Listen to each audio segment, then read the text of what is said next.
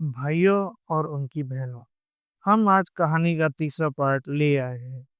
पिछले पार्ट में हमने आपको बताया था कि कैसे कामदेव के कारण आदि अपना उस लड़की से बदला नहीं ले पाया था और फिर वह अंध के साथ अपने यादों के लोप जाता है और आसुरिक ज्ञान सीखने की बात करता है। वहाँ का समय बाहर के समय से काफी ज्यादा अलग चलता था और अगर वह एक बार भी यादों के जाल में फंस जाता है तो वह कभी बच नहीं पाएगा और हमेशा के लिए वहीं फंसकर रह जाएगा। क्या वह अब अपने आप को 16,500 सालों तक खुद को संभाल पाएगा, जो बाहर के समय के अनुसार सिर्फ 1.5 महीने का समय? तो आइए इस सवाल का जवाब जान। आज आदि के जिस आज आदि का पहला दिन है उस लोक में, तो अंध ने उसके रहने और सीखने के लिए जगह तैयार की और उसे नियम समझाते हुए आसुरिक ज्ञान समझाना शुरू किया। आदि को पहली बार महसूस हो रहा था कि उसकी जिंदगी में भी कुछ बुरा आदि की जिंदगी से भी कुछ बुरा हो सकता था। पहले तो आसुरिक ज्ञान बिल्कुल ही उसके सर के ऊपर से जा रहा था और उसके बाद उसी की यादों का लोक उसे मारने पे तुला हुआ था। वह जैसे ही कुछ पल के लिए अपनी आंखें बंद करता या मन शांत करने की कोशिश करता, वैसे ही उसकी पुरानी यादें उसकी रूह को झंगोड़ना शुरू कर देती। यह अपने आप में ही किसी सिरदर्द से कम नहीं था। हमारे लिए ये कहना आसान होगा कि यह काफी बड़ा सरदर्द है, पर आदि के लिए यह किसी जहन्नम से कम नहीं था। एक तरफ तो उसे अंध के ज्ञान पे ध्यान देकर उसे समझना था और ऊपर से उसे अपनी यादों से बचते हुए उनसे मुक्त होना था। अब तो अंध भी मानो पागल सा होना शुरू हो गया था, क्योंकि जैसे ही वह कुछ पल के लिए भी आदि से अपना ध्यान हटाता, वैसे ही वह अपनी यादों में धंसता चला जाता। ऐसे ही करते करते एक दिन बीता। अब तो अंध को भी लगने लगा था कि वह भी यहीं फंसकर रह जाएगा। आदि की हालत भी किसी अधमरी लाश से कम नहीं थी। अब तो अंध को भी आदि के सभी वादे अब बस खोखले लगने शुरू हो गए थे। यह सब बातें अब आदि को का दिल भी झंगोर रही थी, पर इसके बाद भी वह हार मानने को तैयार नहीं था और उसकी यही हिम्मत उसे अगले दिन तक लेके गई। और ऐसे ही वह अगले दिन उठा और सोचने लगा कि क्या पता शायद पहला ही दिन सिर्फ खराब हो और बाकी के दिन ठीक चले जाए। पर उसका मानना यह काफी जल्दी गलत साबित हो गया। अगला दिन पहले वाले से ज्यादा दर्दनाक था, क्योंकि उसकी यादों का व्यवहार और ज्यादा तीव्र हो गया था। अब यह कहना कोई बड़ी बात नहीं होगी कि अंध भी अब वहां से निकलना चाहता था, पर वो दोनों अपनी हिम्मत नहीं छोड़ते और पूरी हिम्मत के साथ आगे बढ़ने की कोशिश करते रहते हैं। ऐसे ही धीरे धीरे साल सदियों की तरह बीतने शुरू हो गए। पहले 1 साल पूरा हुआ और फिर धीरे धीरे 64,000 साल बीते। अब आदि और अंध को कुछ पल की भी शांति नहीं थी। अब आदि और अंध में मालिक और गुलाम का संबंध भी खत्म सा हो गया था, क्योंकि वो दोनों अब एक ही नाव पे सवार थे। वो दोनों ही यहाँ से बस बाहर निकलना चाहते थे। अंध ने आदि को सिखाने के साथ साथ अपनी ताकतें भी हासिल कर ली थी और आदि को अपना ज्ञान सिखाने के बाद अब आदि अपने बल पर खड़ा होने लायक हो गया था। और ऐसे ही उन्होंने अपना बाकी का समय उसी नाव में बिताया। फिर ऐसे ही उनके वहां से जाने का समय आया और अब अंध की पूरी ताकत वापस आ चुकी थी और अंध भी आदि भी अपने बल पर एक महान आसुरिक ज्ञान का राजा बन चुका है। और वे दोनों बिना पीछे मुड़े वहां से जल्दी से बाहर निकले और वे दोनों फिर अपनी असली दुनिया में आए और लंबी सांस ली। उन्हें वहां आए बाहर की दुनिया के हिसाब से तो सिर्फ 1.5 महीना हुआ था, पर उनके हिसाब से 16,000 साल से ज्यादा हो चुका था।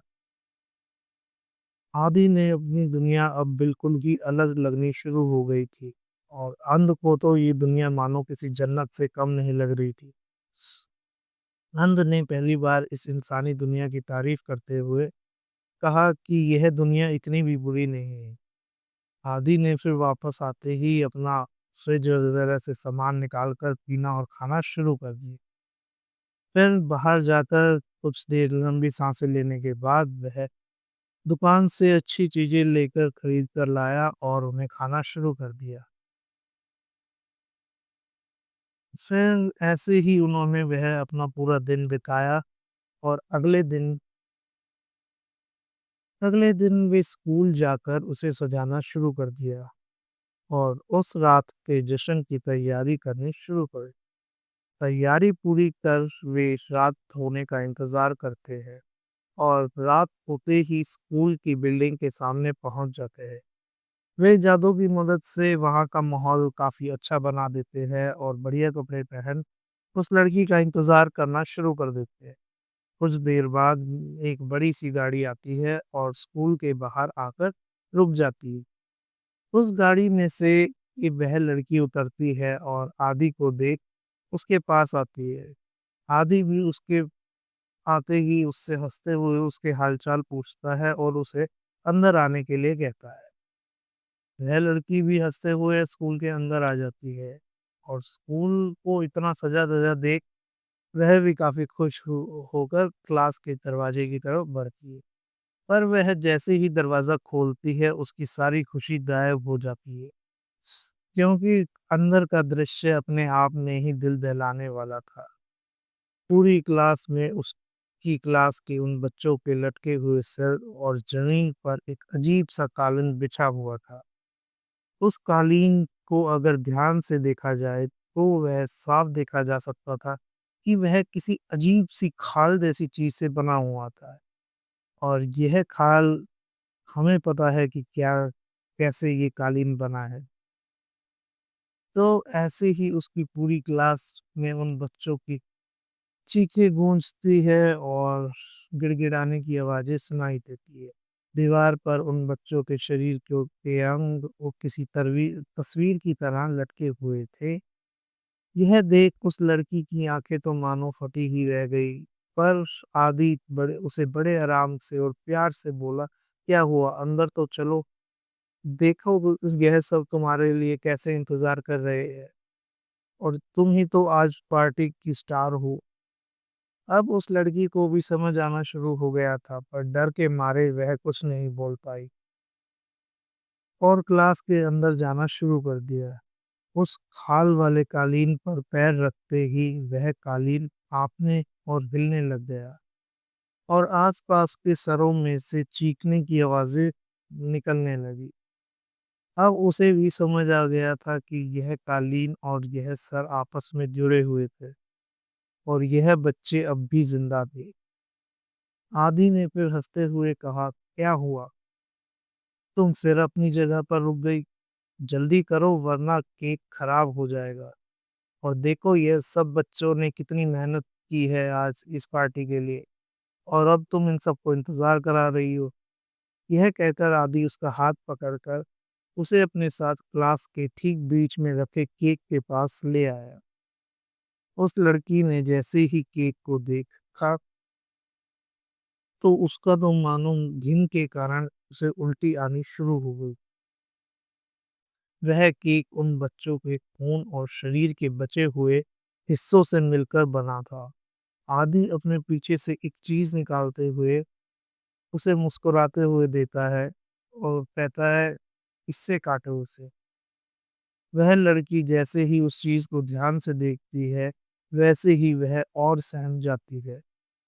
वह चाकू उन बच्चों की उंगलियों से बना हुआ था। वह हाथ हटाने की कोशिश करती है पर आदि उसका हाथ दबाते हुए और हंसते हुए कहता है, जल्दी काटो इसे और फिर हमें पार्टी भी तो करनी है। आदि उसका हाथ पकड़ उस केक को काटता है। वह चाकू उस केक को छूते ही बिलक सा जग गया और उन सरों में से जोर जोर से चिल्लाने की आवाजें आने लगी। यह देख आदि ने हंसते हुए चाकू और अंदर से काटना शुरू कर दिया और एक हिस्सा काटते हुए वह हिस्सा जैसे ही उस केक में से कटा, उसके हिस्से में से खून टपकना शुरू हो गया। फिर आदि ने एक पीस हाथ में उठाते हुए उसे खिलाने की कोशिश की और कहा, लो इसे खाओ। तभी उस लड़की ने चिल्लाते हुए उसका हाथ हटा दिया और ऐसे ही उस लड़की से दिव्य ऊर्जा बहनी शुरू हो गई। और आदि भी हंसते हुए उंगलियां चाटने लगा और सोचने लगा, आखिर खेल शुरू हो ही गया, अब मजा है। हम्म पूरे कमरे में दिव्यता फैलनी शुरू हो गई। आदि भी पास रखी एक कुर्सी लेकर वहीं बैठकर मुस्कुराने लगा और ये सब देखने लगा। फिर कुछ समय बाद एक आवाज आई, राक्षस राज, तुम यहाँ इस लोक में क्या कर रहे हो? आदि को अपनी पिछले जन्म की बातें बिल्कुल भी याद नहीं थी, पर वह भी हंसते हुए कहने लगा, काम सब देवों को बता दो कि मैं बदला लेने वापस आ गया हूँ। यह सब सुन उस लड़की में से एक दिव्य ऊर्जा प्रकट होने लगी और बोली, तुम वापस अपने लोक लौट जाओ, यह लोक इंसानों के लिए बना है। यह सुन आदि भी हंसने लगा और बोला, तभी तो एक देव सीधा इस लोक में अपने भगत के शरीर के सहारे दखल देने की कोशिश कर रहा है। और तुम्हें क्या सच में लगता है कि तुम जैसा निचली योनि का देव मेरे सामने कुछ पल भी टिक पाएगा? यह सुन वह दिव्य ऊर्जा घबरा सी गई और डरते हुए बोली, तुम ऐसा कुछ नहीं कर सकते हो, और जंग कई अरबों काल पहले खत्म हो चुकी है। और अगर तुम मुझ पे हमला करते भी हो तो यह दानव और देवताओं के युद्ध की फिर से शुरुआत होगी। काम को लगा कि ऐसा कहने से आदि डर जाएगा और अपने लोग को तबाही से बचाने के लिए पीछे हट जाएगा। पर आदि ने अपनी शैतानी ऊर्जा निकालते हुए हंसते हुए बोला, क्या तुम्हें सच में लगता है कि मैं ऐसी मामूली सी जंग से डरता हूँ? यह सुन डर के मारे काम ने अपनी ऊर्जा से हथियार बनाते हुए उस लड़की के हाथ में देकर आदि को रुकने के लिए कहने लगा। आदि ने हंसते हुए धीरे धीरे आगे बढ़ना शुरू किया और अंध को बाहर आने का आदेश दिया। अंध के बाहर आते ही काम तो मानो डर के मारे पागल ही हो गया और पूछने लगा, यह कैसे हो सकता है? अंधकार, तुम यहाँ कैसे जिंदा खड़े हो? तुम्हें तो कब का मर जाना चाहिए था। यह सुन आदि और अंध एक दूसरे की तरफ देख हंसने लगे और मन ही मन खुश होने लगे, क्योंकि अभी तक अंध को उन धोखेबाजों के बारे में मालूम नहीं था। और शाम के उनके बारे में कुछ कहते ही उसे पूरा अंदाजा लग गया था कि काम भी उनसे मिला हुआ है। तो अब बस उसे काम से उगलवाना था और उनके बारे में उसे सब पता चल सके। आदि को उस शरीर और उस आत्मा से कोई लगाव नहीं था, तो वह अपने सारे हथियार उस पे आजमा सकता था। पहले आदि और काम ने लड़ना शुरू करा। अंध बाहर एक सुरक्षा कवच बनाते हुए उनकी लड़ाई देखने लगा। पहले काम अपनी माया के प्रभाव से आदि का मन भटकाने और वहां से भागने की कोशिश करने लगा। पर आदि उसकी माया में ना फंस जादू की रस्सी बना उसे पकड़ लेता है। वैसे भी काम की सिर्फ दो ही ताकतें थी, एक उसकी वासना की ताकत और दूसरी उसकी दिव्यता थी। वासना की ताकत आदि पर काम नहीं कर रही थी और दिव्यता वो इस्तेमाल कर पा रहा नहीं था, क्योंकि वह असलियत में वहां मौजूद नहीं था और वह सिर्फ एक भगत के सहारे वहां पर आया हुआ था। तो कुछ क्षणों में ही आदि ने काम को तड़पाना शुरू कर दिया। पहले उस लड़की के शरीर को तड़पाना शुरू किया, क्योंकि काम के उस शरीर में आने के कारण वह भी उस शरीर से जुड़ गया था। काम ने कुछ क्षणों में ही उस लड़की का शरीर त्यागते हुए वहां से खोखली धमकी देते हुए भागने लगा। आदि को पता था कि ये देव सिर्फ दिखावा करते हैं, अपने भक्तों से प्यार करते हैं करने का, पर जैसे ही अपनी गर्दन फंसने लगती है तो सबसे पहले वे ही वहां से भागना शुरू कर देते हैं। काम के जाते ही लड़की की आंख खुली और उसने देखा आदि उसे तड़पाने के लिए कुछ तैयारी कर रहा था। वह चिल्लाते हुए काम को बुलाने लगी और कहने लगी, हमारा सौदा हुआ था काम, कि तुम मुझे हर दिक्कतों से बचाओगे और मैं तुम्हें काम ऊर्जा देकर तुम्हें अपने शरीर में आने दूंगी। यह सुन आदि और अंध को समझ आया कि काम सच में किसी काम का नहीं था। उन्होंने हंसते हुए उस लड़की को तड़पाना शुरू किया।